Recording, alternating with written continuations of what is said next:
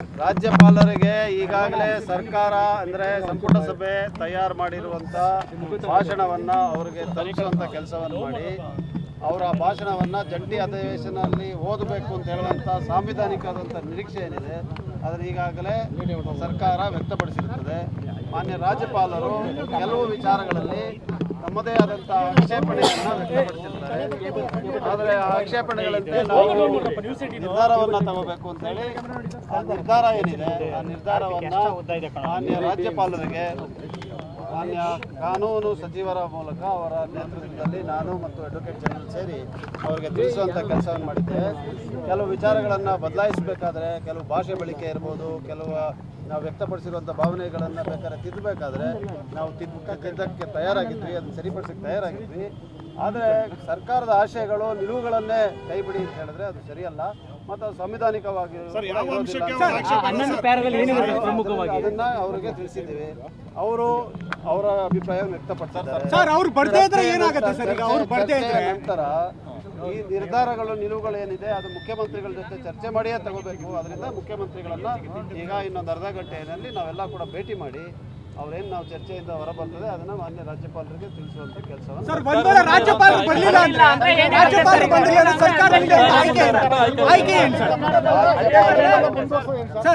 ರಾಜ್ಯಪಾಲರು ಬರದೇ ಇರುವಂತ ಪ್ರಶ್ನೆ ಉದ್ಭವ ಆಗೋದಿಲ್ಲ. ಈ ದೇಶದಲ್ಲಿ ಸಂವಿಧಾನ ಅನ್ನೋದು ಇನ್ನೂ ಉಳಿದಿದೆ, ಇನ್ನೂ ಜೀವಂತವಾಗಿದೆ. ಸಂವಿಧಾನದ ಅಡಿಯಲ್ಲಿ ಆರ್ಟಿಕಲ್ 176ನಲ್ಲಿ governor shall address the joint session of legislature ಅಂತ ಹೇಳುವಂಥದ್ದು ಆ ರೀತಿಯಾದಂಥ ನಿರ್ದೇಶನವನ್ನ ರಾಜ್ಯಪಾಲರು ಉಲ್ಲಂಘಿಸುವಂತ ಪ್ರಶ್ನೆ ಉದ್ಭವ ಆಗುತ್ತೆ. ಸಾಂವಿಧಾನಿಕ ಬಿಕ್ಕಟ್ಟಾಗಿದೆ ಅನ್ಸುತ್ತೆ ಸರ್. ಈ ಒಂದು ಬೆಳವಣಿಗೆ ನೋಡ್ತಾ ಇದ್ರೆ ಅವ್ರು ಬರ್ತಾ ಇಲ್ಲ, ಸಾಂವಿಧಾನಿಕವಾಗಿ ಬಿಕ್ಕಟ್ಟಾಗಿದೆ ಅನ್ಸುತ್ತೆ. ಬಿಕ್ಕಟ್ಟಾಗಿದ್ಯಾ ಅಂತ ಹೇಳುವಂಥದ್ದು ನಾಳೆ ಗೊತ್ತಾಗುತ್ತೆ. ಇವತ್ತಿಗೆ ಯಾವುದೇ ರೀತಿಯಾದಂಥ ಬಿಕ್ಕಟ್ಟಿಲ್ಲ. ರಾಜ್ಯಪಾಲರು ಬಹಳ ಅನುಭವಸ್ಥರಿದ್ದಾರೆ, ಬಹಳ ಹಿರಿಯರಿದ್ದಾರೆ. ಅವರಿಗೆ ಸಂವಿಧಾನದ ಪೂರ್ಣವಾದಂಥ ಅರಿವಿಕೆ ಇದೆ. ಖಂಡಿತವಾಗಿ ಸಾಂವಿಧಾನಿಕವಾಗಿ ಅವ್ರು ನಡ್ಕೊಳ್ತಾರೆ. ರಾಜ್ಯಪಾಲರು ಬಂದಿಲ್ಲ ಅಂದ್ರೆ ಕಾನೂನು ಹೋರಾಟ ಏನಾದ್ರು ಮಾಡ್ತೀರಾ? ಯಾಕಂದ್ರೆ ಆ ಒಂದು ಆಯ್ಕೆನೂ ಇದೆಯಾ? ಈಗಾಗಲೇ ನಾನು ಹೇಳಿದಾಗೆ ಯಾವತ್ತೂ ಕೂಡ ಈ ದೇಶದ 77-78 ವರ್ಷದ ಸ್ವತಂತ್ರವಾಗಿರುವಂಥ ಇತಿಹಾಸದಲ್ಲಿ ರಾಜ್ಯಪಾಲರು ಜಂಟಿ ಅಧಿವೇಶನವನ್ನು ಅವರೇ ಕರೆದರು ಬರದೇ ಇರುವಂಥ ಪ್ರಶ್ನೆ ಉದ್ಭವ ಆಗೋದಿಲ್ಲ, ಅದು ಇಲ್ಲ, ಅದು ಆಗೋದೂ ಇಲ್ಲ. ಅಂದರೆ ಕೆಲವು ವಿಚಾರಗಳನ್ನು ನಾವು ಮಾತಾಡಿ ಸೂಕ್ಷ್ಮತೆಯನ್ನು ಅರ್ಥ ಮಾಡಿಕೊಂಡು ಅವರು ಹೇಳುವಂಥದ್ದನ್ನು ಒಪ್ಪಿ ಸ್ವಲ್ಪ ಬದಲಾವಣೆಗಳು ಮಾಡಕ್ಕೆ ನಾವು ತಯಾರಾಗಿದ್ದೀವಿ ಅಂತ ಹೇಳೋದನ್ನ ಅವ್ರಿಗೆ ತಿಳಿಸಿದ್ದೇವೆ. ಈಗ ಸಂವಿಧಾನದಲ್ಲಿ 176 ಶಾಲ್ ಅಂದಾಗ ಬರದೇ ಇರೋಕ್ಕಾಗುತ್ತಾ? ಬರದೇ ಇರುವಂಥ ಪ್ರಶ್ನೆ ನಾವು ಹೇಳೋಕ್ಕಾಗುತ್ತೆ? ಈಗ ಒಬ್ಬರು ರಾಜ್ಯಪಾಲರಿಂದ it is highest constitutional office. ಅವ್ರು ಆ ರೀತಿಯಾಗಿ ಮಾಡ್ತಾರೆ ಅಂತ ಹೇಳುವಂಥದ್ದು ನನಗೆ ಖಂಡಿತವಾಗಿ ಬರಲಿಲ್ಲ ಅಂತ ಹೇಳಿದ್ರೆ ಸರ್ಕಾರದ ಮುಂದೆ ಆಯ್ಕೆ ಏನು ಸರ್? ಒಂದೊಮ್ಮೆ ಬರಲಿಲ್ಲ ಅಂತ ಹೇಳೋದ್ರ ಬಗ್ಗೆ ನಾವು ಹೇಳಕ್ಕಾಗೋದಿಲ್ಲ. ಬರಲಿಲ್ಲ ಅಂತ ಹೇಳುವಂಥದ್ದು ನಾವು ಹೇಳಕ್ಕಾಗೋದಿಲ್ಲ. ಬರಲೇಬೇಕು ಅವರು. ಸರ್, ಒಂದು ವೇಳೆ ಸರ್ಕಾರದ ಭಾಷಣ ಓದದೆ ಸ್ಕಿಪ್ ಮಾಡಿದ್ರೆ ಮುಂದೆ ನಿಮ್ಮ ಒಂದು ಹೋರಾಟ ಏನು? ಮುಂದೆ ಇದು ನೋಡಿ, ಭಾಷಣವನ್ನ ಸ್ಕಿಪ್ ಮಾಡುವಂಥದ್ದು ಹಲವಾರು ಸಂದರ್ಭಗಳು ಆಗಿದೆ. ಭಾಷಣವನ್ನು ಅರ್ಧಕ್ಕೆ ಹೋಗಿರುವಂಥದ್ದಾಗಿದೆ, 2 ನಿಮಿಷ ಹೋಗಿರುವಂಥದ್ದಾಗಿದೆ. ನಿನ್ನೆ ತಮಿಳುನಾಡಲ್ಲಿ ನೋಡಿರುವಂಥದ್ದು ಒಂದು ರೀತಿಯಾದ ನೇರ ನಿರ್ದೇಶನ ಇದೆ. ಅದರಿಂದ ಕೇರಳದಲ್ಲೂ ಆಗಿದೆ.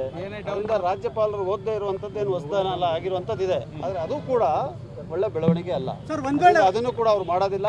ಸರ್ಕಾರದ ನಿಲುವುಗಳು, ನೀತಿಗಳು, ಆಶಯಗಳನ್ನ ಅವರು ಪೂರ್ಣವಾಗಿ ಓದಿ ಸದನವನ್ನ ನಡೀಲಿಕ್ಕೆ ಏನಿದೆ, ಏನ್ ಆಕ್ಷೇಪ ಎತ್ತಿದ್ದಾರೆ ಸರ್ ರಾಜ್ಯಪಾಲರು? ಯಾಕೆ ಆಕ್ಷೇಪ ಎತ್ತಿದ್ದಾರೆ? ಏನಿದೆ ಸರ್? ಓದಿಲ್ಲ ಅಂದ್ರೆ ನರೇಗಾ ಏನಿದೆ, Mahatma Gandhi national rural employment guarantee act ಏನಿದೆ ಅದು ರಿಪೀಲ್ ಆಗಿಲ್ಲ. ರಿಪೀಲ್ ಆಗಿದೆ ಅಂತ ನಾವು ಸೆಕ್ಷನ್ ಕೆಲವಂತ ತಾಂತ್ರಿಕವಾದಂತ ಎಲ್ಲವನ್ನು ಕೂಡ ಸ್ಪಷ್ಟಪಡಿಸಿದ್ದೀವಿ. ಅವರು ಅದನ್ನು ಅರ್ಥ ಪಡ್ಕೊಂಡಿದ್ದಾರೆ ಅಂತ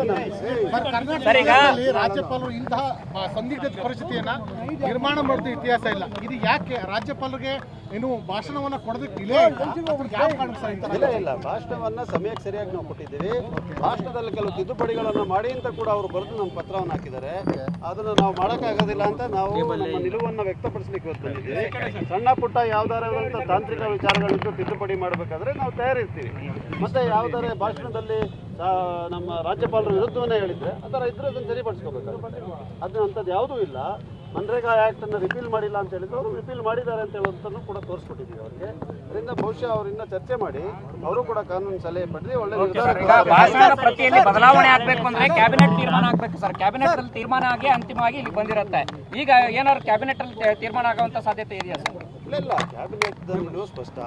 ಕ್ಯಾಬಿನೆಟ್ ಸಿದ್ಧಪಡಿಸಿರುವಂಥ ಭಾಷಣವನ್ನು ಮಾನ್ಯ ಮುಖ್ಯಮಂತ್ರಿಗಳಿಗೆ ಅನುಮೋದನೆ ಮಾಡುವಂಥ ಅಧಿಕಾರವನ್ನು ಕೂಡ ಕೊಟ್ಟಿದ್ದಾರೆ.